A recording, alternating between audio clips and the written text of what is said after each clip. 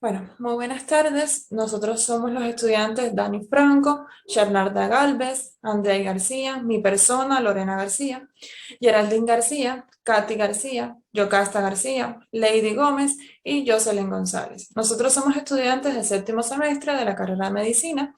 Estamos cursando la materia de Medicina Interna en el módulo Neurología con el docente Dr. José Eugenio Lara Morales.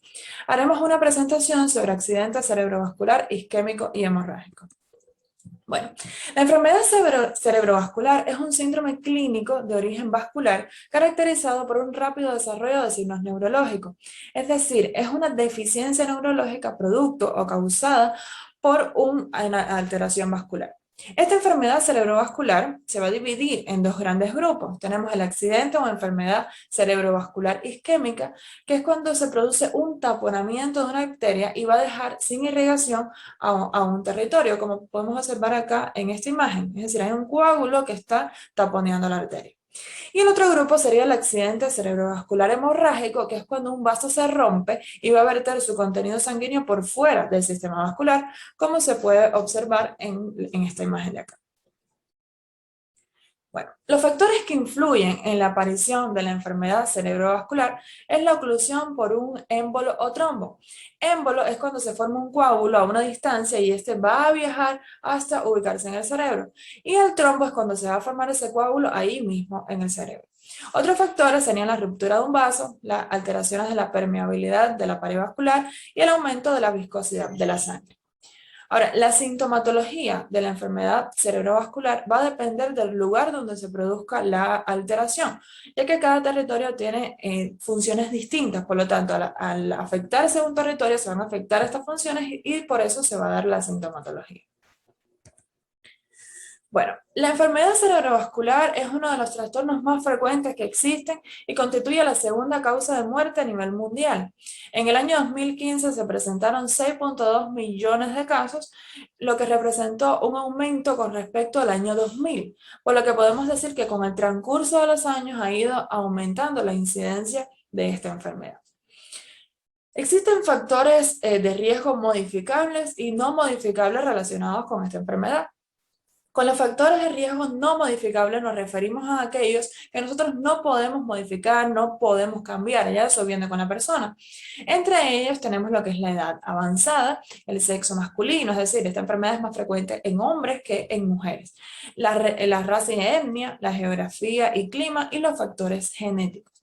Ahora, en cuanto a los factores de riesgo modificables, tenemos lo que es la hipertensión arterial, que por ejemplo, si nosotros mantenemos a un paciente controlado en caso de su tensión arterial, nosotros vamos a estar previniendo o modificando la enfermedad cerebrovascular.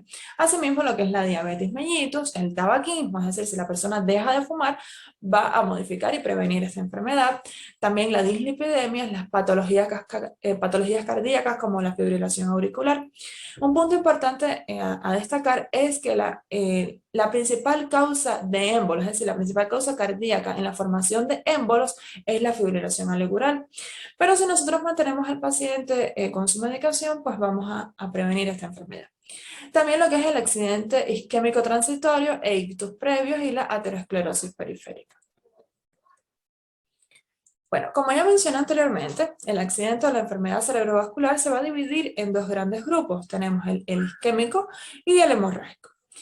El accidente vascular isquémico a su vez se va a dividir en dos grupos. El global, el cual es sistémico, es decir, no va a llegar sangre oxigenada a todo el cerebro. Y este se va a producir producto de un estrangulamiento, de un ahogamiento. Y el focal, en cambio, es cuando se produce solo en un territorio. Este va a tener dos tipos. Tenemos el accidente isquémico transitorio, el cual se describe como se forma, empieza rápidamente y rápidamente se corrige, es decir, en 24 horas. Y el infarto cerebral, el cual ya es una isquemia establecida que generalmente va a tener un déficit permanente. Entre los tipos de infartos cerebrales vamos a tener lo que es el aterotrombótico, el cardioembólico, el lacunal y los de causas raras, que ya más adelante se irán explicando. Ahora, en el caso del hemorrágico, vamos a tener dos tipos, la hemorragia cerebral, que es la que se va a dar a nivel del parénquima, también a nivel de los ventrículos, y la hemorragia subaracnoidea, que se va a dar en el espacio subaracnoideo y generalmente va a estar relacionada con procesos malformativos como las aneurismas. Ahora, hablando específicamente del accidente cerebrovascular isquémico, esta es una alteración transitoria o definitiva del funcionamiento de una o varias regiones del cerebro por defecto del flujo circulatorio, pudiendo llegar a un infarto cerebral. Ahora vamos a comenzar a hablar de cada uno de los infartos. El infarto aterotrombótico se produce por una oclusión o estenosis de arterias de gran y mediano calibre por trombosis o embolia de material trombótico. Este se va a producir de dos tipos, aterosclerosis con estenosis y aterosclerosis sin estenosis. En el caso de con estenosis, se va a producir una estenosis arterial mayor al 50% en las arterias cerebrales extracraneales correspondientes con la clínica o intracraneales de gran calibre en ausencia de otra etiología. Y la aterosclerosis sin estenosis es cuando la estenosis arterial es menos del 50% y al menos dos de los siguientes factores de riesgo: edad mayor de 50 años, hipertensión arterial, diabetes mellitus, tabaquismo o hipercolesterolemia. Ahora, el infarto cardioembólico. Este se produce por consecuencia de la oclusión de una arteria por un émbolo de origen cardíaco. La principal causa va a ser la fibrilación auricular, como ya mencioné anteriormente, y otras causas también van a ser lo que es la cardiopatía isquémica aguda o crónica, las prótesis valvulares y en menor medida la cardiopatía reumática. Acá en la imagen podemos observar un infarto cardioembólico.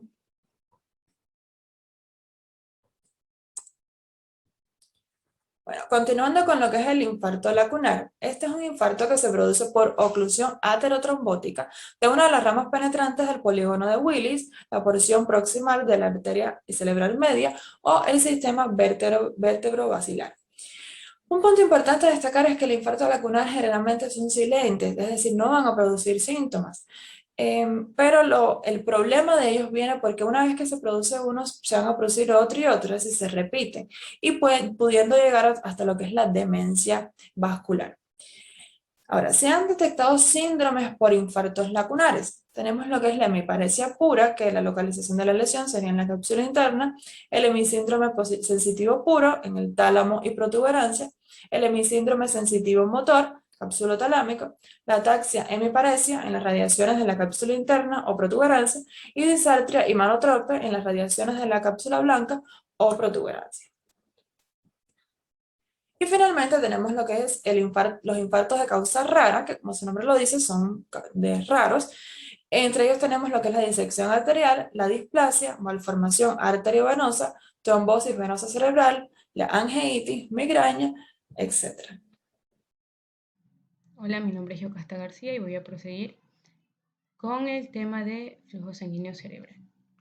Primero hay que tener en cuenta de que nuestro cerebro va a consumir un tercio de su energía en el mantenimiento de la transmisión sináptica.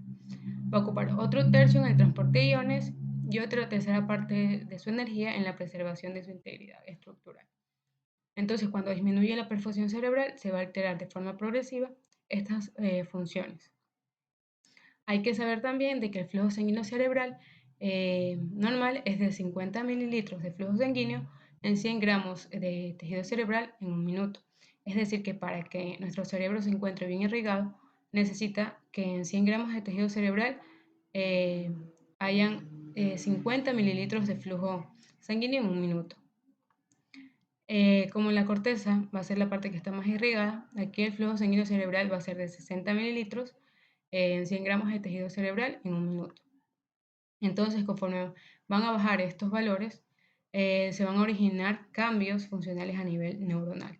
Y es así que cuando disminuye el flujo sanguíneo de 50, que es lo normal, a solo 18 mililitros, se presenta una falla en la transmisión sináptica.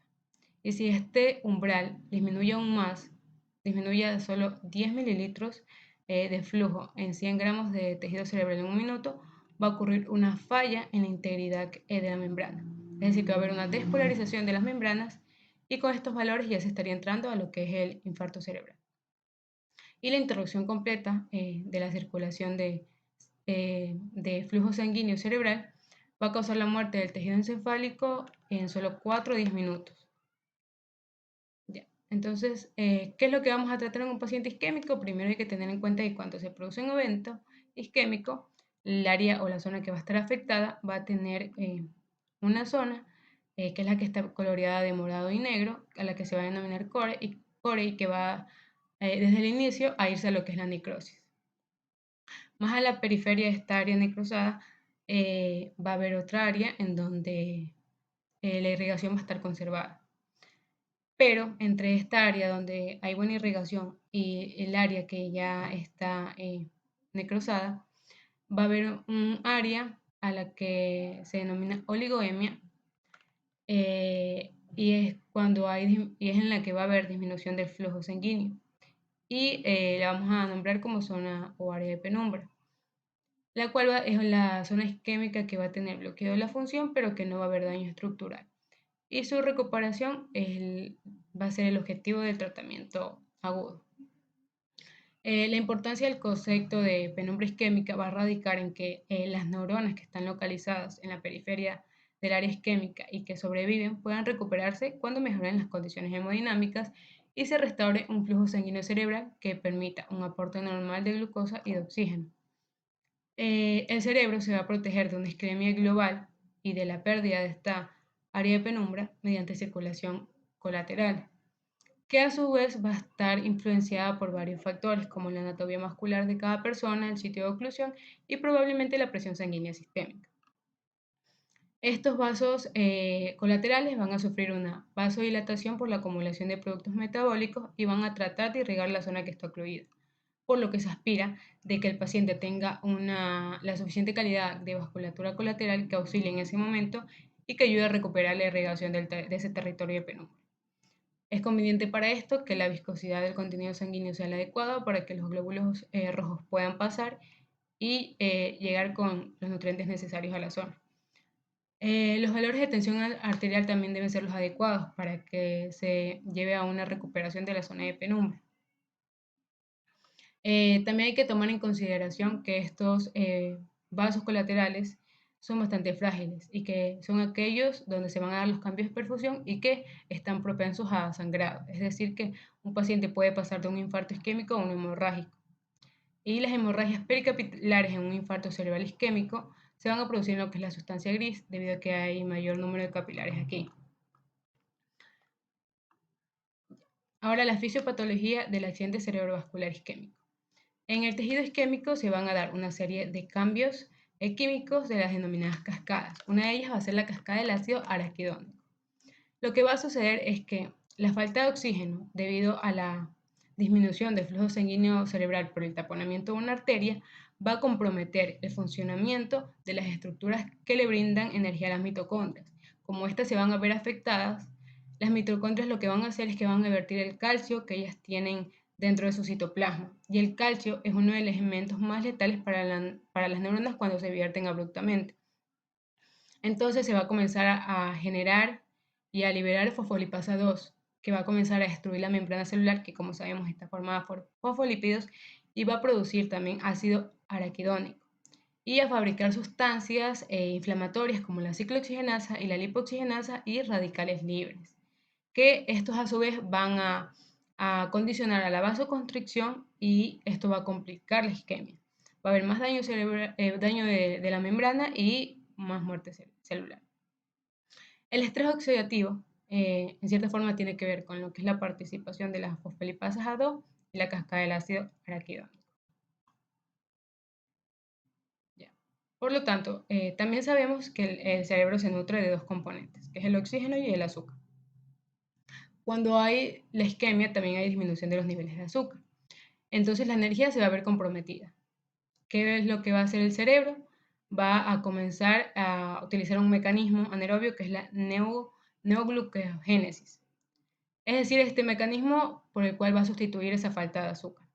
Sin embargo, la combinación de este mecanismo más la disminución del flujo sanguíneo cerebral va a llevar a una acidosis. Una acidosis que va a ser debido a que va a haber mayor cantidad de ácido láctico que se va a producir dentro de la célula. Y este también va a formar radicales libres. Por otro lado, también se va a asociar una alteración membranaria en la que se va a invertir y va a haber alteraciones en la bomba sodio y potasio y va a entrar gran cantidad de sodio dentro de la célula. Y este sodio va a arrastrar calcio y líquidos. Otra alteración que se va a dar en la bomba es que va a haber más potasio extracelular. Y todo esto va a condicionar a la abertura de canales de calcio voltaje dependientes y al desbloqueo de canales de calcio receptor dependientes. Eh, por eso es que en estos eventos isquémicos no se deben administrar soluciones que no sean hipotónicas y tampoco que contengan azúcar, porque esto va a precipitar a la acidosis, que es una de las cosas que más atenta contra lo que es la conservación de las neuronas. Ahora, sabemos que el glutamato es el neurotransmisor más excitatorio del sistema nervioso. Este glutamato también se va a ver afectado por la isquemia. Esta isquemia va a provocar de que el glutamato no se pueda convertir en glutamina. Entonces, este glutamato se va a comenzar a acumular fuera de la célula, lo que va a llevar a una cascada de despolarización y de liberación de neurotransmisores que van a producir entrada de calcio y sodio y canales de iones sensibles a glutamato y a voltaje. Es decir, va a haber un encharcamiento de glutamato a nivel extracelular que también va a precipitar lo que es la destrucción neuronal. Por último, vamos a hablar acerca del diferencial del edema y la isquemia. Una isquemia va a generar un edema cerebral. Eh, los más frecuentes es el citotóxico y el vasogénico. El edema citotóxico es el que se lleva, o bueno, este se va a llevar a cabo por el esquema cerebral que va a producir que haya un erosionamiento de las mitocondrias y por lo tanto va a haber una pérdida de energía. Esto a su vez va a obligar a que se altere la distribución de los electrolitos a nivel de la membrana. Es decir, que se va a perder el funcionamiento de la bomba de sodio, ya que, como sabemos, bueno, dentro de la célula debe de haber más potasio y fuera sodio. Pero en este caso, por la isquemia, se va a originar una alteración en los canales de sodio. Va a haber una permeabilización de estos canales y va a comenzar a entrar bruscamente este sodio a nivel intracelular y esta va a arrastrar consigo agua. Y por lo tanto va a haber un encharcamiento de la neurona con líquido. Esto es lo que se va a denominar como edema citotóxico, es decir, que hay una intoxicación con agua de la célula. Por otro lado, el edema vasogénico, bueno, aquí se va a implicar la destrucción, la alteración o la ruptura de la barrera hematocefálica. Va a haber alteración de la microcirculación por la fabricación de una serie de interleucinas, la 6 y la 8, y que va a producir una inflamación de la microcirculación. También liberación de sustancias tóxicas como el metaloproteasas de matriz. Todo esto va a hacer que se acumule un líquido extracelular. ¿Por qué? Porque se va a extravasar líquido y van a salir proteínas a la sustancia blanca. Entonces, lo que sucede es que no va a haber selectividad. Entonces, van a salir los líquidos al espacio intersticial. Entonces, como diferencia principal vamos a tener que en el edema citotóxico el acúmulo de líquido se va a realizar de fuera a adentro, es decir, que es intracelular el edema. Y en el edema vasogénico el acúmulo de líquido es extracelular, es decir, desde el sistema arteriolar cerebral hacia el intersticio. Gracias.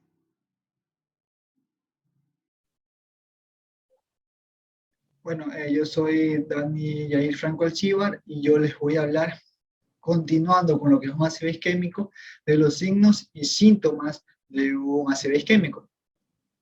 Algo importante que hay que recalcar y que se debe conocer es que los signos y los síntomas van a estar dados explícitamente por el lugar en el que se encuentra la lesión.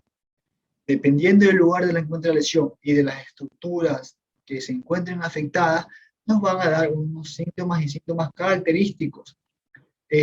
Por ejemplo, se podría decir que no nos van a dar signos y síntomas iguales un accidente cerebrovascular isquémico que haya en la que haya afectación de la arteria cerebral posterior de uno en el que haya afectación de la arteria cerebral media o la arteria cerebral anterior.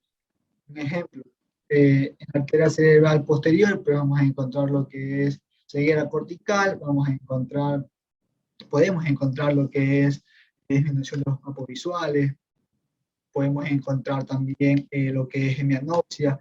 En cambio, si hay una afectación de la arteria cerebral media, podemos encontrar lo que es parálisis de la cara, miembros superiores, miembros inferiores, afasias mixtas o sensitivas. Podemos encontrar, si es del lado del predominante por afectación del área de Broca y Wernicke, podemos encontrar también desviación de la mirada, entre otros síntomas. Como le digo, esto va a depender únicamente del lugar donde se encuentre ocluida la arteria y del lugar que se encuentre irrigando y por ende se encuentre isquémico, ¿ya? Pero en forma general nos pueden llegar pacientes con vómitos, nos pueden llegar pacientes con vómitos, náuseas, mareos, somnolencia, estupor, con afasias, como ya los dije, disartria, con convulsiones, con ataxias, con problemas a la marcha, dificultad para mover las extremidades inferiores, visión borrosa, amaurosis, disfagia, entre muchos otros síntomas que, como les digo, van a depender únicamente del lugar de la lesión, del lugar que se encuentre ocluido la arteria y por ende que no se encuentre irrigando esta región. Ahora, sabemos que el cerebro está irrigado por dos grandes sistemas, el sistema carotidio y el sistema basilar. El sistema carotidio es el que va a irrigar los 2/3 anteriores del cerebro y el basilar va a irrigar lo que es el tercio posterior, ¿ya? Entonces, la sintomatología nos va a variar dependiendo de qué sistema se encuentre afectado. Como ya lo dijimos, pues, si es al nivel carotidio, sabemos que va a afectar tanto lo que es la arteria cerebral anterior como la media. Y nos puede dar síntomas como la amaurosis. ¿Por qué? Porque la carótida, si hay una oclusión a nivel más proximal a su nacimiento, la carótida va a irrigar también lo que es su rama oftálmica, lo que es la retina, y a la retina y al nervio óptico. Entonces, por eso nos puede dar amaurosis fugaz, hemianopsia, también hemiparesia, porque va a estar irrigando lo que es parte de la corteza motora, hemiparestesia, entre otros. Y si es del sistema basilar, es decir, el tercio posterior del cerebro, nos pueden dar disartria, diplopía, deficiencia visual por afectación de la área calcarina, del área visual, cuadriparesia, ataxia y vértigo. Ahora, vamos a hablar independientemente ya de cada sistema arterial. Tenemos el carotidio. El carotidio, pues la arteria carótida va a nacer en el lado derecho del tronco brachocefálico. Nace el tronco brachocefálico, sube y se bifurca. En el lado izquierdo, por su parte, van a nacer independientemente del callado de la aorta. Nace directamente del callado de la aorta, sube y se bifurca. ¿A qué nivel se va a bifurcar? Al nivel de la C3 o al nivel del borde superior del cartílago tiroides. A este nivel se bifurca. Una vez se bifurca, esto aquí ya se va a conocer como segmento C1. Este va a ser el segmento C1 o porción cervical, que va desde la bifurcación hasta antes de que ingrese al canal carotidio. Esto se conoce como el C1.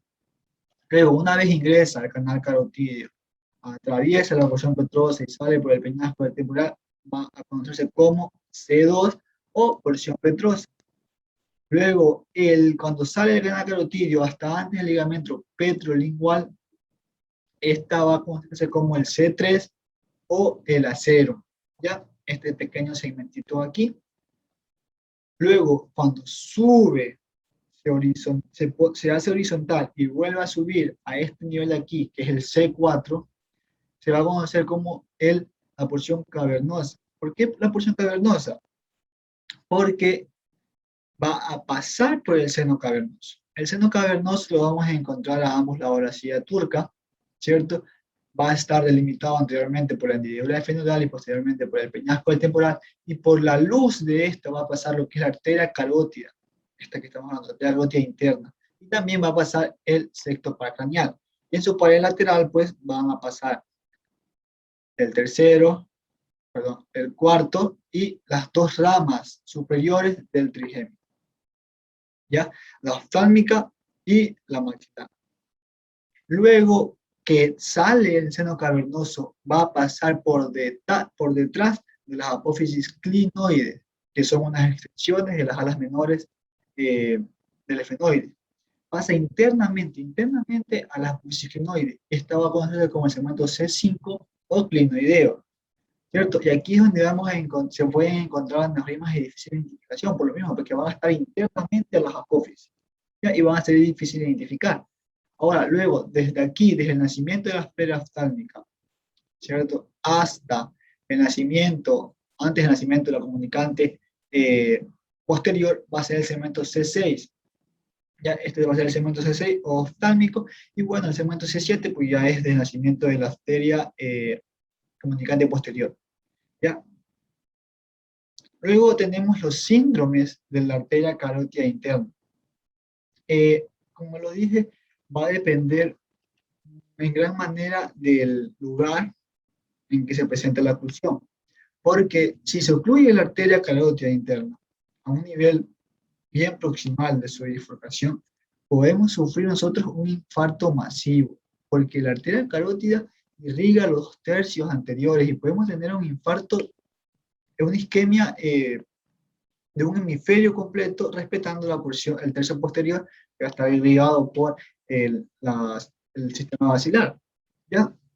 Como lo dije, se afectan simultáneamente la arteria cerebral media y la arteria cerebral anterior. Pero la arteria cerebral anterior presenta menos complicaciones por el hecho de que tiene mayor circulación colateral, ¿ya? Y la arteria cerebral media, en cambio, es la que más daño va a recibir. Y en forma general, si se obstruye la arteria carótida, vamos a encontrar pacientes con estupor, con somnolencia, hemiplegia, hemiparestesia, afasia en caso de que se encuentre este daño en el hemisferio dominante, puede ser mixta o sensitiva motora, amaurosis fugaz, por lo que ya se explicó anteriormente, porque va a irrigar nervio óptico y retina, y por ende puede provocar atrofia del nervio óptico, retina y visión borrosa. ¿Ya? Esto en forma general. Luego tenemos la arteria cerebral anterior. La arteria cerebral anterior va a ser una de las arterias que van a formar parte del polígono de Willis. Ya vamos a ver más adelante los demás componentes del polígono de Willis, pero el polígono de Willis va a estar formado. Una vez que la carótida da sus ramas terminales, va a dar la cerebral anterior, que es esta de aquí, va a dar la comunicante posterior, que es esta de aquí, y el tronco basilar va a dar las cerebrales posteriores. La cerebral media no participa dentro del polígono de Willis, entonces el polígono de Willis va a estar formado por cerebral anterior, comunicante posterior y las cerebrales posteriores. ¿Ya? Entonces, ya la cerebral posterior va a estar dada también por segmentos, va a tener también segmentos. Corro esto aquí, va a tener también segmentos. Entonces, el primer segmento de la arteria cerebral anterior es el segmento A1, que es el que va desde su nacimiento hacia el nacimiento de la arteria comunicante anterior, este nivel de aquí. Este segmento es muy importante porque tanto como el segmento P1, que es el de la cerebral posterior, como el M1, que ahora vamos a ver, va a dar ramos perforantes que van, aquí están, este es el segmento A1, va a dar ramos perforantes. Estos ramos perforantes de la A1 van a irrigar lo que es la cabeza del núcleo caudado, la rodilla de la cápsula interna, y va a irrigar también lo que es la amígdala, ¿cierto? Y va a tener circulación colateral también por las otras perforantes de la M1.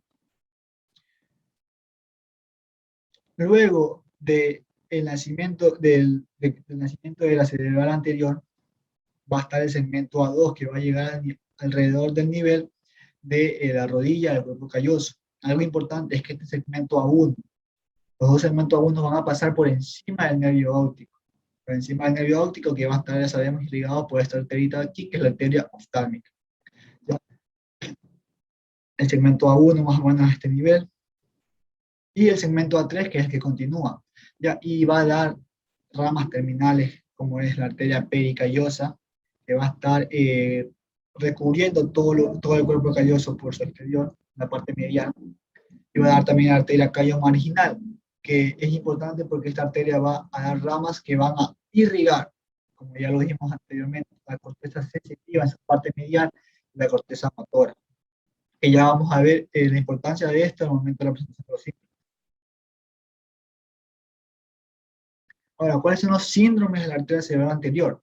Pues tenemos que sabemos que la corteza cerebral está dada o está distribuida, por decirlo así, por un músculo que va a identificar las regiones que van a estar controlando ciertas partes del cuerpo, ¿cierto? Y lo tenemos. Tenemos la glándula sensorial por la corteza sensorial primaria que está por detrás de la cisura de Silvio y la motora que está por delante, ¿ya? Entonces, ¿qué nos puede dar si hay una alteración de la arteria cerebral anterior? Que hay una oclusión de la arteria cerebral anterior, parálisis de las extremidades inferiores del pie contralateral. ¿Por qué? Porque la corteza motora que controla pie, pierna y dedos del pie y genitales está en la cara medial del hemisferio. ¿Por qué iba a estar irrigada esta parte de aquí? Por la cerebral, por las ramas terminales que daba la cerebral, que eran las corticales, ¿cierto? Entonces, ¿qué provoca? Parálisis de las extremidades inferiores del pie contralateral, paresia en menor cantidad de las extremidades superiores, deficiencia sensitiva. ¿Por qué? Por lo mismo, porque también el área sensitiva está irrigado por esta arteria, ¿ya? De los dedos del pie, la pierna y el pie. Incontinencia urinaria, porque van a controlar los músculos de la región del suelo pélvico, reflejo del plantar contralateral y alteración de la marcha y la bipedestación, pero no por una afectación del cerebelo, sino por lo mismo, por la debilidad al nivel de los miembros inferiores, va a haber alteración de la marcha y la bipedestación. Gracias. La arteria cerebral media. Esta de aquí es una de las arterias que irriga lo que es el cerebro. Es la rama de la arteria carótida interna aquí. Es la rama de la arteria carótida interna que se puede considerar como una continuación de esta. Y su irrigación sanguínea se divide lo que son en dos porciones, ya sea una porción basilar y otra cefálica. Después, esta de aquí se introduce lo que es en la cisura de Silvio, que está por aquí, y en la ínsula de Rey. Segmentos de la arteria cerebral media. Va a tener lo que son varios segmentos. El segmento, el M1, que va a ser este de aquí, que es el segmento horizontal, se va a encontrar situado entre el origen de la carótida interna y lo que es la entrada de la arteria en la cisura de Silvio. El vaso que va a discurrir por la cisura de Silvio a este de aquí se le va a denominar segmento M2 o el segmento insular. Las ramas que van a salir de esta cisura de Silvio y se van a ir hacia los hemisferios se le van a denominar segmento M3, segmento opercular. Y las ramas distales corticales van a ser parte de lo que es el segmento M4. Los síndromes de la arteria cerebral media. Vamos a tener tres síndromes, el superficial, el profundo y el síndrome completo. Dentro del superficial tenemos de que este de aquí produce lo que es hemiparesia, que va a ser de predominio braquial y que va a afectar a lo que es la zona facial. Este de aquí va a presentar lo que es una alteración sensorial a lo que es la mitad del cuerpo. Y hay lo que es una hemianopsia, que significa que esta de aquí va a ser una ceguera que va a afectar a lo que es la mitad del campo visual. O también puede ser una cuadrantanopsia, que esta de aquí va a ser la ceguera que afecta a lo que es un cuadrante o cuarta parte del campo visual.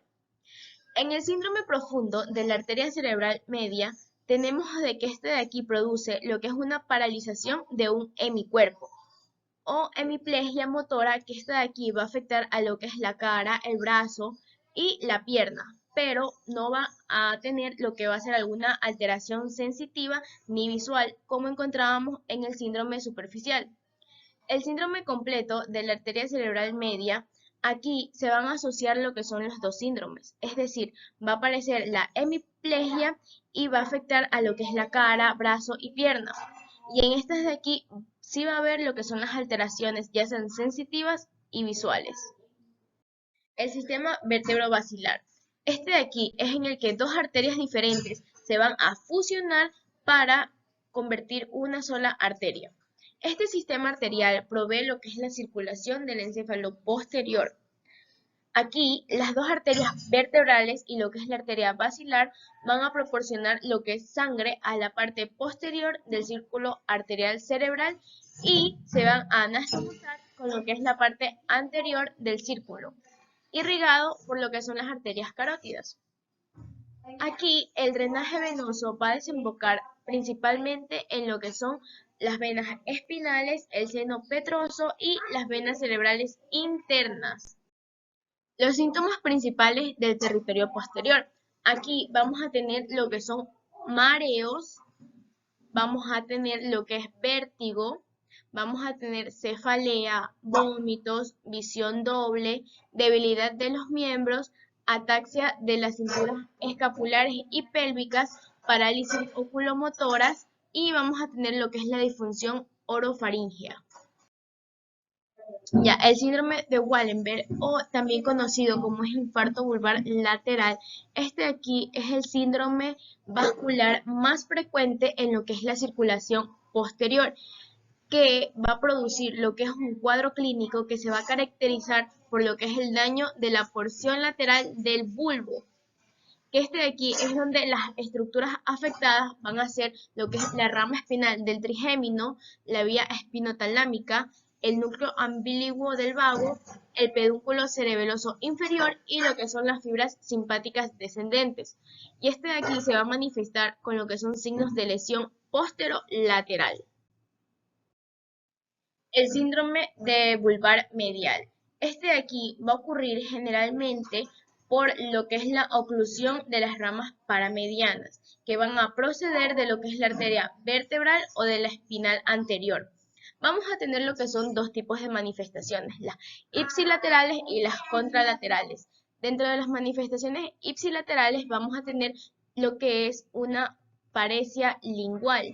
Aquí se puede ver. Y dentro de las manifestaciones contralaterales tenemos lo que es la ataxia sensitiva de hemicuerpo y lo que es la hemiplegia. La arteria cerebral posterior. Esta de aquí se va a originar de lo que es la bifurcación de la arteria basilar y sigue el trayecto rodeando lo que es el mesencéfalo hasta la cisterna cuadrigeminal, donde continúa hacia lo que es la parte posterior para introducirse en lo que es el parénquima cerebral y así poderse dividir en sus ramas terminales. Estas de aquí van a suministrar lo que es la sangre oxigenada a la cara posterior del lóbulo occipital cerebral. Estas de aquí nacen cerca de lo que es la intersección de la arteria comunicante posterior, que es esta de aquí, con lo que es la arteria basilar y conecta con la arteria cerebral media ipsilateral y la arteria carótida interna, por medio de lo que es la arteria, la comunicante posterior, que viene siendo la de aquí. Segmentos de la arteria cerebral posterior. El segmento, el P1, este de aquí comienza en el origen de la arteria cerebral posterior a nivel de lo que es la bifurcación de la arteria basilar y va a terminar en lo que es la unión con la arteria comunicante posterior, que ya la vimos anteriormente. En el segmento P2, este de aquí se va a subdividir en lo que son dos partes, una anterior y otra posterior. El segmento, el P2, el anterior, se inicia en lo que es la anastomosis de lo que es la arteria cerebral posterior con la arteria comunicante posterior y va a terminar en lo que es en el margen posterior del pedúnculo cerebral.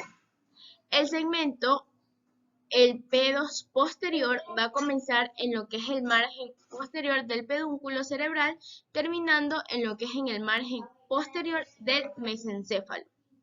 El segmento, el P3, cursa por lo que es la cisterna, este de aquí, cursa por la cisterna cuadrigeminal hacia lo que es la parte posterior desde el pulvinar para así terminar en lo que es el límite anterior de lo que es la cisura calcarina.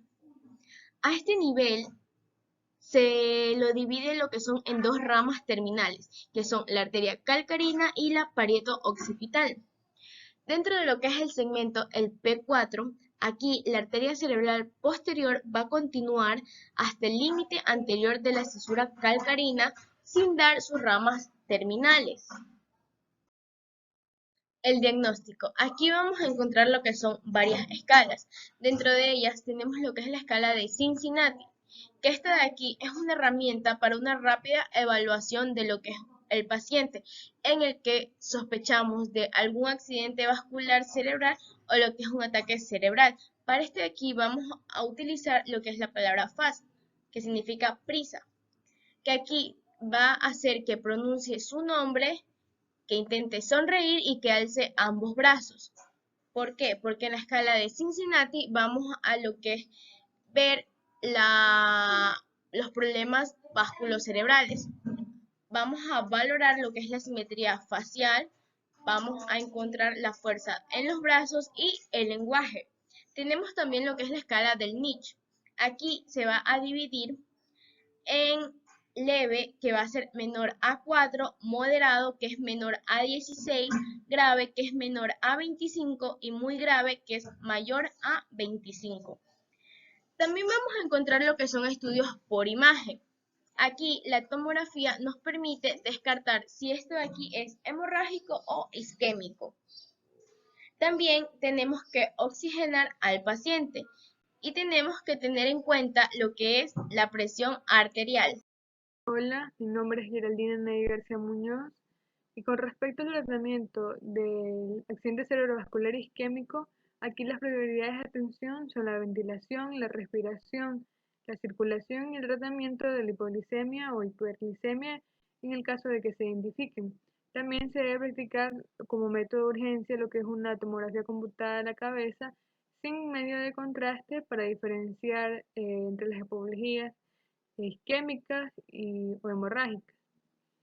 Y de acuerdo con las directrices para el tratamiento temprano de pacientes con accidente cerebrovascular isquémico agudo en la actualización de 2019, con respecto a lo que es la vía aérea, respiración y oxigenación, se recomienda el soporte de la vía aérea y la asistencia ventilatoria para el tratamiento de pacientes con accidente cerebrovascular agudo que tienen una disminución de la conciencia o tengan una disfunción vulvar que compromete las vías respiratorias. También se debe proporcionar oxígeno suplementario para mantener una saturación de oxígeno mayor al 94%. Sin embargo, no se recomienda el oxígeno suplementario en pacientes no hipóxicos con accidente cerebrovascular isquémico y tampoco el oxígeno hiperbárico, eh, excepto cuando este esté causado por una embolización de aire. Continuando con la presión arterial, tanto la hipotensión como la hipovolemia deben corregirse para mantener los niveles de perfusión sistémicas necesarios para apoyar las funciones de los órganos. También los pacientes con una presión arterial elevada y que por lo demás son aptos para tratamiento con antiplasa intravenosa deben reducir cuidadosamente sus niveles de presión arterial para obtener una presión arterial sistólica menor a 185 milímetros de mercurio y una presión arterial diastólica menor a 110 milímetros de mercurio antes de iniciar el tratamiento con fibrinolítico intravenoso. También en los pacientes en los que se ha planificado una trombectomía mecánica y que no han recibido tratamiento fibrinolítico intravenoso, se recomienda mantener una presión arterial menor a 185 sobre 110 mililitros de mercurio antes de iniciar el procedimiento. Además, la irrigación colateral en el cerebro isquémico depende mucho de lo que es la presión arterial, de manera que la reducción inmediata de la presión arterial aún resulta controvertida. Al contrario, la presión arterial se debe reducir en casos de hipertensión maligna, en caso de isquemia concomitante del miocardio o una presión arterial mayor de 185 sobre 110 mililitros de mercurio. Y muchas veces, para reducir el trabajo del corazón y mantener lo que es la presión arterial, el paso a seguir es la reducción de la frecuencia cardíaca con un bloqueador adrenérgico beta 1 como es el esmolol. A continuación tenemos las opciones para tratar la hipertensión arterial en pacientes con accidente cerebrovascular isquémicos que son candidatos para una terapia de reperfusión de emergencia. En el primer recuadro tenemos a los pacientes que son aptos para el tratamiento de reperfusión de urgencia, salvo que su presión arterial sea mayor a 185 sobre 110 milímetros de mercurio. Entre eso se puede administrar medicamentos como el labetalol de 10 a 20 miligramos intravenosos durante 1 a 2 minutos y puede repetirse por una vez, o la nicardipina 5 miligramos por hora intravenoso y se puede aumentar la dosis en 2,5 miligramos por hora cada 5 a 15 minutos, máximo son 15 miligramos por hora. tenemos la clobidipina de 1 a 2 miligramos por hora intravenoso y se debe valorar duplicando la dosis cada 2 a 5 minutos hasta alcanzar la presión arterial deseada. Máximo son 21 miligramos por hora. También se pueden considerar otros agentes como la hidrasalina, el anapilato. Además, si la presión arterial no se mantiene por debajo de 185 a 110 milímetros de mercurio, no se debe administrar lo que es la alteplasa. Ahora, tenemos lo que es el manejo de la presión arterial durante y después de la alteplasa u otra terapia de reperfusión de emergencia para mantener lo que es una presión arterial por debajo de 180 sobre 105 milímetros de mercurio. Aquí se debe monitorizar la presión arterial cada 15 minutos durante 2 horas desde el inicio de la terapia con alteplasa. Luego, cada 30 minutos durante 6 horas y por último cada hora durante 16 horas. En el último recuadro tenemos que si la presión arterial sistólica es mayor a 180 a 230 milímetros de mercurio o la presión arterial diastólica es mayor a 105 a 120 milímetros de mercurio. Aquí se pueden emplear medicamentos como el labetalol, 10 miligramos intravenosos seguido una infusión intravenosa continua de 2 a 8 miligramos por minuto, o la nicardipina, 5 miligramos por hora intravenoso y hasta aumentar la dosis en 2,5 miligramos por hora cada 5 a 15 minutos hasta alcanzar la presión arterial deseada, y el máximo que se puede administrar son 15 miligramos por hora. También tenemos a la clobidipina, se puede administrar de 1 a 2 miligramos por hora intravenoso y se debe valorar la duplicación de la dosis cada 2 a 5 minutos hasta obtener la presión arterial deseada, máximo son 21 miligramos por hora. Y si la presión arterial no se controla o la presión arterial diastólica es mayor a 140 milímetros de mercurio, hay que considerar el nitroprusiato de sodio intravenoso. Con respecto a la temperatura, la fiebre en estos pacientes es perjudicial, por lo cual se deben identificar y tratarse las fuentes de hipertermia, para lo cual esto se va a tratar con la administración de antipiréticos, además de incremento superficial. Y en los pacientes con accidente cerebrovascular isquémico, aún no se ha comprobado o es incierto el beneficio del tratamiento con hipotermia. Continuando con la glucosa en sangre, aquí la hipoglucemia debe ser tratada en los pacientes con accidente cerebrovascular isquémico. Además, se ha evidenciado que la hiperglucemia persistente durante las primeras 24 horas después de un accidente cerebrovascular isquémico está asociada a peores resultados que en pacientes con normoglicemia, y por lo tanto resulta razonable tratar la hiperglicemia para lograr así niveles de glucosa en sangre en un rango entre 140 a 180 miligramos por decilitro, utilizando, si fuese necesario, lo que es la insulina por goteo endovenoso, pero aquí hay que vigilar de cerca para evitar lo que es la hipoglucemia en estos pacientes. Además, entre el 5 al 10% de los pacientes desarrollan suficiente edema cerebral como para originar lo que es la obnubilación o una hernia encefálica. Entonces, con el fin de incrementar la osmolaridad sérica, se limita lo que es el consumo de agua en estos pacientes y se administra manitol por vía intravenosa. También es importante evitar a toda costa lo que es la hipovolemia, porque esto contribuye a lo que es la hipotensión y esto va a empeorar el infarto. A continuación tenemos el tratamiento con RTP alteplasa. Está indicado para pacientes cuyo diagnóstico clínico sea infarto cerebral, también que el tiempo transcurrido desde el inicio de los síntomas hasta la aplicación del tratamiento sean menores a 4,5 horas, que la tomografía computada no muestre signos de hemorragia o ni edema en más de un tercio del territorio irrigado por la arteria cerebral media, que el paciente tenga una edad mayor a 18 años y que se cuente con el consentimiento informado del paciente o del representante. Sin embargo, este tratamiento también presenta algunas contraindicaciones, como son que tenga una presión arterial sostenida mayor a 185 sobre 110 milímetros de mercurio a pesar del tratamiento, que sus plaquetas se encuentren menores a 100.000, que su hematocrito esté menor al 25%, que su glucosa sea menor al 50 o se encuentre mayor a 400 miligramos sobre 100 mililitros. También en pacientes que hayan tenido el tratamiento con heparina en las 48 horas previas. También en pacientes cuyos síntomas estén mejorando con rapidez. En pacientes que tengan antecedentes de apoplegía o traumatismo craneal en los 3 meses previos. También en pacientes que tengan una cirugía mayor en los 14 días previos, que tengan síntomas de infarto menor, que hayan tenido hemorragia digestiva en los 21 días previos, o haya tenido infarto de miocardio reciente, o esté en coma o tenga estupor. Bueno, para la administración de este medicamento se debe infundir en 0,9 miligramos por kilo de peso durante 60 minutos, pero antes se da con el 10% de la dosis inicial en bolo durante 1 minuto. Se debe ingresar al paciente en una unidad de cuidados intensivos para su monitorización.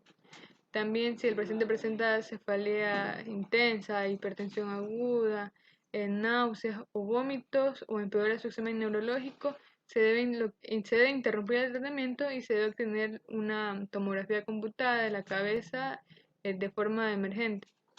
Se debe medir la presión arterial y se debe realizar evaluaciones neurológicas cada 15 minutos durante y después de la infusión de alteplasa intravenosa durante 2 horas. Luego se la realiza cada 30 minutos durante 6 horas y luego cada hora hasta las 24 horas después de haber realizado el tratamiento con alteplasa.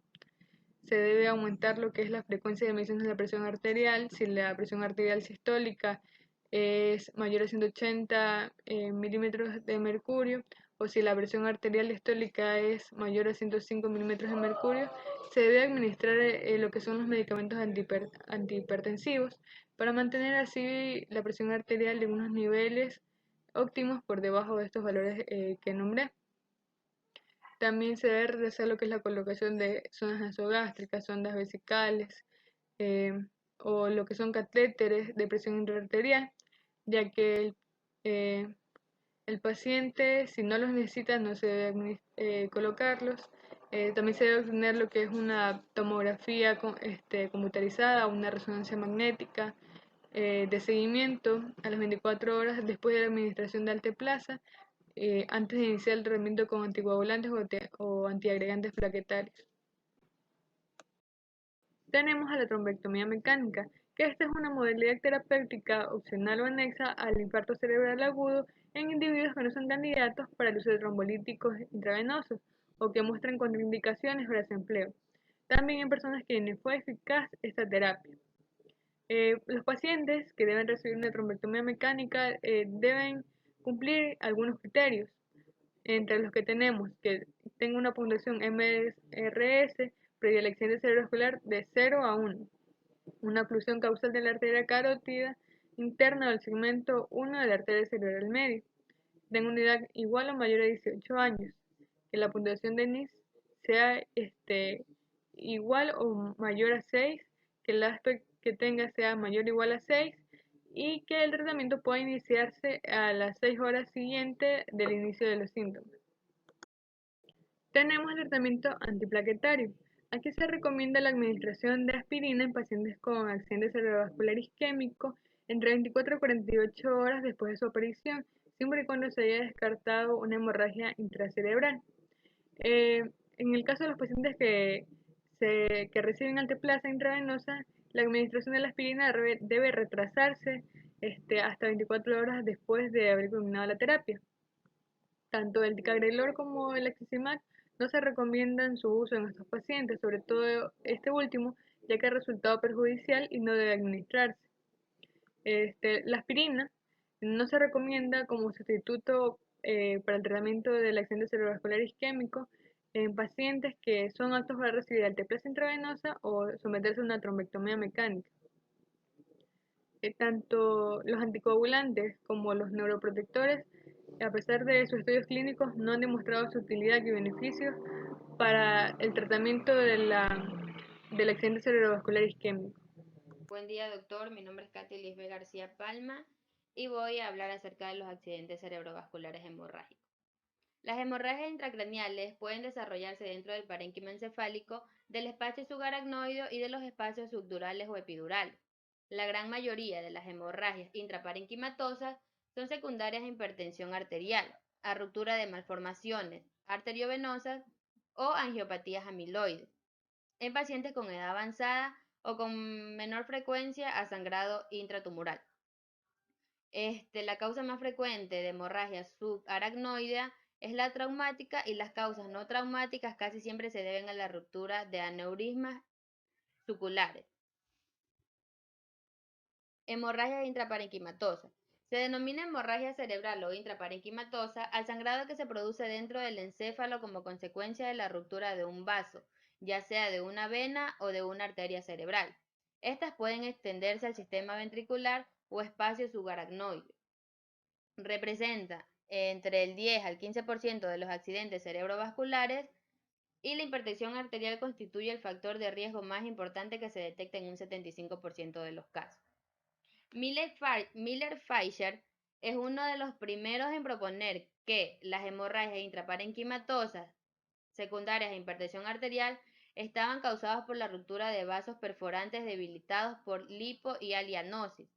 Otras causas son la ruptura de vasos neoformados, de vasos congénitamente anormales o de vasos afectados por problemas inflamatorios. También se encuentran relacionados con el sistema de la hemostasia como alteraciones de la función plaquetaria y del sistema de coagulación. Su etiología puede variar con la edad del paciente. En aquellos que son menores a 40 años, las malformaciones arteriovenosas y la cavernosas son la causa más común de las hemorragias intracerebrales. Entre los pacientes de 40 a 70 años, las lesiones más frecuentes son las hemorragias profundas secundarias a ruptura de pequeñas arterias perforantes y relacionadas con la hipertensión arterial.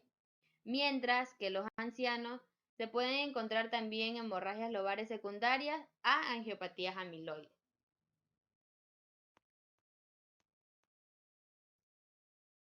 Hemorragias intraparenquimatosas profundas.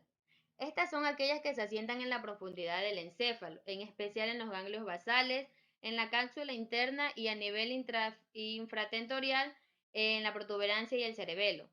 También se denominan hematomas hipertensivos debido a la alta prevalencia de hipertensión arterial en estos pacientes. En sus manifestaciones clínicas podemos encontrar déficit neurológico de presentación aguda que progresa a término de 90 minutos, trastornos de la conciencia, cefalea con mayor frecuencia en las hemorragias intraparenquimatosas, vómitos en respuestas a la presión intracraneal, crisis convulsivas en menor frecuencia. El deterioro del sensorio es catalogado como un signo de mal pronóstico y la desviación hacia el lado opuesto de la parálisis en las hemorragias putiminales. Los signos oculares constituyen una buena guía para localizar las hemorragias intraparenquimatosas. En las hemorragias putaminales, los ojos se desvían hacia el lado opuesto, como les estoy diciendo, hacia el lado opuesto de la parálisis. En la talámica se desvían hacia abajo y hacia adentro y las pupilas tienen unos 2 a 3 milímetros y son mínimamente reactivas. En las pontinas, los reflejos oculocefálicos y oculovestibulares están alterados y las pupilas miden menos de 1 milímetro, pero son reactivas. Y en las cerebelosas hay nistagmo y desviación oblicua. Las pupilas son pequeñas y reactivas y pueden haber parálisis facial periférica o estrabismo convergente debido a la parálisis del septo paracraneal.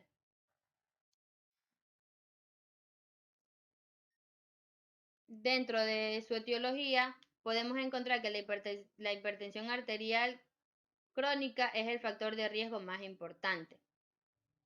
En relación a su localización, tenemos que entre el 40 y el 50% es putaminal. El 20% compromete la sustancia blanca subcortical, el 15% el tálamo y el 8% el cerebelo, el caudado y la protuberancia. Estas áreas están irrigadas por las arterias perforantes y la mayoría producen por ruptura de pequeños vasos, arteriolas de 50 a 200 micrómetros de diámetro. Anatopatológicamente, la ruptura arterial ocasiona la hemorragia, está lesionando y comprimiendo por desplazamiento el parénquima cerebral, y si el tamaño es grande, hay desplazamiento de la línea media, pudiendo comprometer estructuras vitales del tronco encefálico. Como mecanismo patológico encontramos dos, que es la hipertensión arterial crónica, produce lipohialianosis, lo que causa debilitamiento de las arterias perforantes. Y los bruscos ascensos de la tensión arterial desencadenan la hemorragia. Como prevención, decimos que la medida más importante para prevenir las hemorragias intraparenquimatosas profundas, sin duda alguna, es el control de la hipertensión arterial.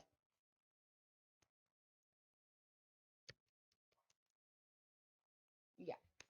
Dentro de los exámenes complementarios de las hemorragias intraparenquimatosas profundas tenemos el estudio de coagulación y recuento de plaquetas, eritrosedimentación, proteína C reactiva, hemocultivo, realizar el TAC, que es muy sensible en la detección de hematomas pequeños, la resonancia magnética, que proporciona mayor precisión y especificidad diagnóstica, y angiografía. Y respecto a su tratamiento, se establece lo siguiente: asegurar una adecuada ventilación con una saturación mayor al 95%. Se deberá controlar la hipertensión arterial sin exagerar el descenso, ya que se puede comprometer la circulación cerebral del paciente. El tratamiento de la hipertensión intracraneal se realiza empleando hiperventilación mediante la administración de diuréticos osmóticos. Muchas gracias.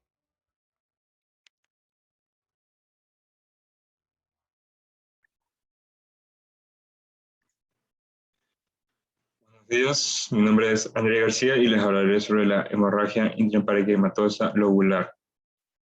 Este de aquí son uno de los más raros de las hemorragias intraparenquimatosas, ya que este de aquí se diferencia bastante de la hemorragia intraparenquimatosa profunda, ya que la hemorragia lobular se la da solamente del 30 a 33% de los pacientes, y en cambio la profunda sería de un 66 a un 70%. Tenemos que estos suelen ser por el resultado de una angiopatía debido a un depósito amiloides de las arterias cerebrales.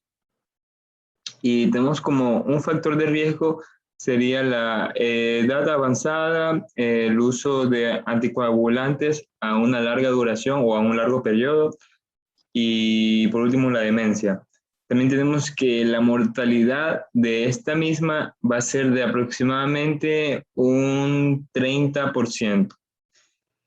Recordemos que los hematomas cerebelosos pueden expandirse para bloquear al cuarto ventrículo, logrando una hidrocefalia aguda, y tras una hipertensión se produce un edema. Tras un hematoma, se produce un edema alrededor del hematoma después de aproximadamente unas horas dada este hematoma, lo cual se puede distinguir en las tomografías o en las tomografías axiales, y podemos observar aquí sobre este pequeño hematoma lobar, y alrededor tiene edemas, como podemos observar aquí. Y bueno, esto de aquí puede llegar a causar un cráneo hipertensivo, de así logrando una acomodación en masa o no de la línea media. En este caso podemos observar que la línea media se encuentra un poco desplazada, no es tanto, pero normalmente entre 50 y 50% de los casos sabe desplazar la línea media. Y esto puede causar un efecto de masa y así provocar la hipertensión intracraneana, llevando a un riesgo de una herniación, ya como hemos visto, ya sea herniación lumbar o herniación de la amígdala cerebrosa, dependiendo de dónde esté la ubicación exacta de este hematoma. Que sus manifestaciones clínicas van a ser principalmente la cefalea y el vómito. de ahí vamos a tener distintos signos de déficit neurológico, pero como les había mencionado, dependiendo del lugar en donde se dé este acontecimiento. Tenemos que podría ocasionar hemianoxias, ya sea homónima, bilateral, etc. Puede ocasionar afasia dependiendo de la lesión del hemisferio dominante. Y un ejemplo aquí tenemos que, dependiendo del área afectada del hematoma y del volumen del hematoma, si está comprimiendo algo o no, tenemos que en las áreas normalmente afectadas van a ser las áreas temporo-parieto-occipital. La área frontal no precisamente va a estar afectada. Y para lo cual, en las áreas parietales podemos tener una hemianoxia contralateral o una apraxia también. Podemos tener en el temporal, si la lesión está en el área temporal, podemos encontrar unas hemianoxias o cuadrianoxias homónimas. Y en el occipital podemos encontrar hemianoxias homónimas contralaterales.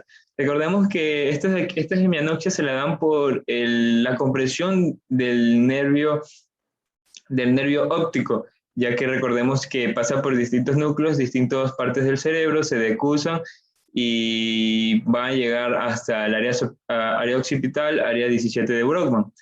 En todo este recorrido podemos encontrar algún hematoma que esté comprimiendo el mismo nervio, lo cual puede causar estas hemianoxias. También podemos encontrar las afasias, que eso se le da en el lóbulo temporal y en el lóbulo parietal. Como podemos ver las afasias de Broca y de Wernicke, que estas áreas se encuentran en el área frontal, pero como cuando existen hematomas en el área temporal, puede comprimir el área frontal y así provocar las diferentes afasias. Recordemos que como no tiene predominio estas hemorragias no tienen predominio en el área frontal, no vamos a encontrar algún daño motor, más bien vamos a encontrar daños sensitivos en el paciente. O sea, vamos a encontrar signos y síntomas sensitivos en especial. Y seguimos con que la epidemiología. Las hemorragias lobulares son las segundas más las segundas más frecuentes, dependiendo de la localización. Y su incidencia aumenta en relación con la edad debido al incremento de la prevalencia de las angiopatías amiloides, ya sea por el depósito, como hablamos antes, por el depósito de esta sustancia misma. Tenemos que, para poder diagnosticar o en sí decir que el paciente tiene este problema, podemos mandar al paciente a exámenes de laboratorio que incluyen estudios de coagulación y recuentos de plaquetas. También, claro, vamos a tener los exámenes de imagen, como ya sea la resonancia, también podemos tener las TAC y las radiografías. Todo esto de aquí nos puede ayudar para tener un mejor diagnóstico del paciente. Y para el tratamiento tenemos que tener una saturación elevada a mayor a 95. Tenemos que controlar la tensión arterial, ya sea con distintos diuréticos de ASA, ya sea con antihipertensivos, ¿ok? Para así reducir un poco la presión intracraniana.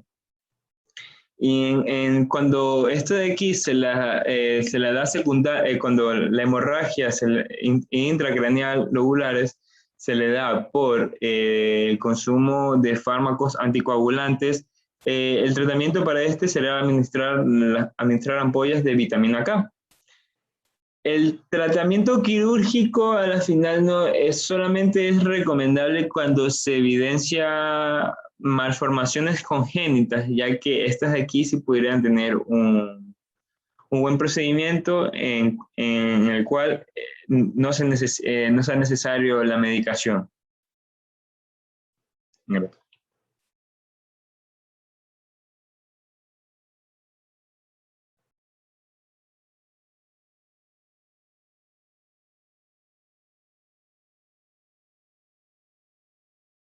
nombre es Jocelyn Xiomara González Delgado y hoy día voy a hablar sobre lo que son las hemorragias subaracnoideas. Bueno, la causa no traumática más frecuente de estas hemorragias es la ruptura de un aneurisma saccular, seguido por lo que es una ruptura de la malformación arteriovenosa.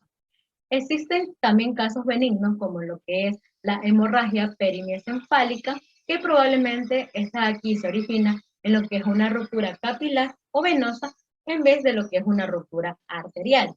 Bueno, con relación a la epidemiología, nos dice que se calcula una incidencia de alrededor de 10 personas por cada 100.000 personas al año, y que esto de aquí va aumentando con la edad. Predomina más en lo que es el sexo femenino y en la raza negra. La prevalencia de aneurisma asintomática en la población es alrededor del 0,5% al 1%, y el riesgo de la ruptura es de 1 al 2% anual. Bueno, con relación a la etiología, nos dice que la ruptura de un aneurisma representa aproximadamente un 85% de todas las causas no traumáticas de una hemorragia subaracnoidea. Bueno, esta de aquí se desarrolla durante la vida del individuo. Se suele originar en las ramas arteriales a nivel de la base del cerebro, ya sea en el polígono de Willis o cerca de él. Ya, las que se encuentran en las arterias cerebrales medias suelen ser las de mayor tamaño. En pacientes con enfermedades poliquísticas renal, la presencia del aneurisma cerebral llega a un 10%, pero solo representa al 1% de pacientes con hemorragias subaracnoideas. Ya, el tamaño del aneurisma es importante para determinar el riesgo. Su ruptura tiene que ser menor a 3 milímetros de diámetro. También lo que es el tabaco, la hipertensión arterial, el abuso del alcohol y tal vez los anticonceptivos orales son un factor de riesgo para las hemorragias subaracnoideas. Ya. Con relación a las manifestaciones clínicas, nos dice que en el momento que se produce lo que es la hemorragia subaracnoidea, hay un brusco aumento de lo que es la presión intracraneal, que produce esto de aquí un trastorno de conciencia en la mitad de los casos. Ya, en otros se desarrolla una cefalea. Dicen los pacientes que es la cefalea más intensa que pueden haber tenido en su vida. Con frecuencia se presentan vómitos. También hay casos donde se presentan náuseas, fonofobias y fotofobias. Ya, en el examen físico se suelen haber signos de rigidez en nuca y también el brusco aumento de la presión de la ruptura del aneurisma se suele transmitir al espacio del líquido cefalorraquídeo, que esto de aquí es el que rodea los nervios ópticos y bloquea el retorno venoso desde la retina que lleva a esta ruptura a las venas retinianas. Ya, estas hemorragias les ocurren a un 17% de los pacientes que sobreviven a lo que es el periodo agudo. Durante lo que son los primeros 2 y 3 días, el sangrado puede aumentar la temperatura, pero rara vez aumenta más de 39 grados Celsius. Ya, también nos dice que la hipertensión es un factor de riesgo para las hemorragias subaracnoideas, que representan a un 25% de los pacientes, pero su aumento puede ser un fenómeno reactivo que retorna a lo que es su normalidad en días. En la segunda y tercera semana suelen aparecer déficits vocales que representan generalmente isquemias secundarias. Ya, dentro de lo que son las pruebas de laboratorio y de estudios de imágenes, encontramos que el diagnóstico de lo que son las hemorragias subaracnoideas es establecido mediante la presencia del sangrado del líquido cefalorraquídeo. La aplicación del líquido cefalorraquídeo hemorrágico confirma lo que es la hemorragia subaracnoidea. Ya, siempre que se desarrolla la hemorragia, produce una punción lumbar al lesionar algún vaso sanguíneo.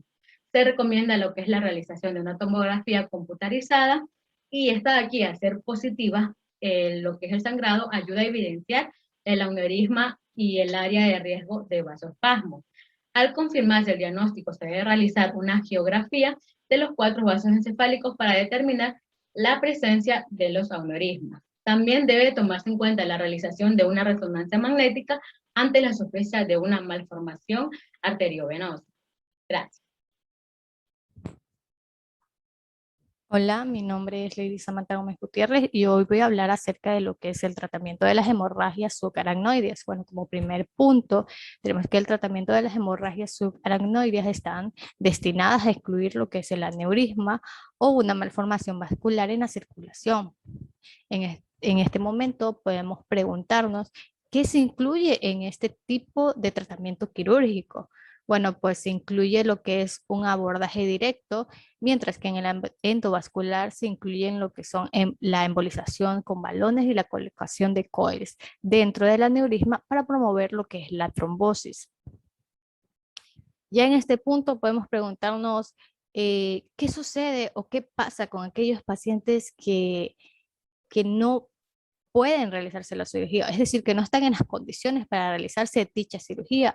Bueno, pues la pregunta sería algo sencilla, pues estos pacientes se someterían a un tratamiento médico, es decir, que serían tratados médicamente hasta que se compensen y puedan ser operados.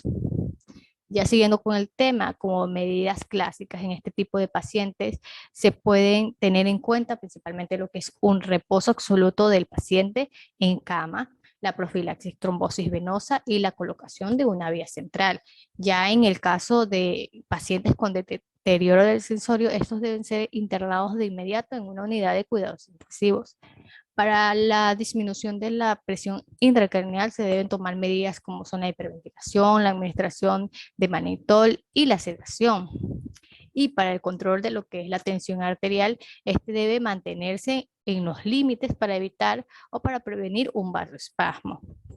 Ya que nos enfocamos en el tema del vasoespasmo, es importante destacar que el tratamiento del vasoespasmo es crucial en la hemorragia subaracnoidea, pero que no cuenta con un abordaje terapéutico muy eficaz, pero sin embargo es tratado con lo que es una dilatación transluminal y una administración intraarterial de lo que es el pipeveridol.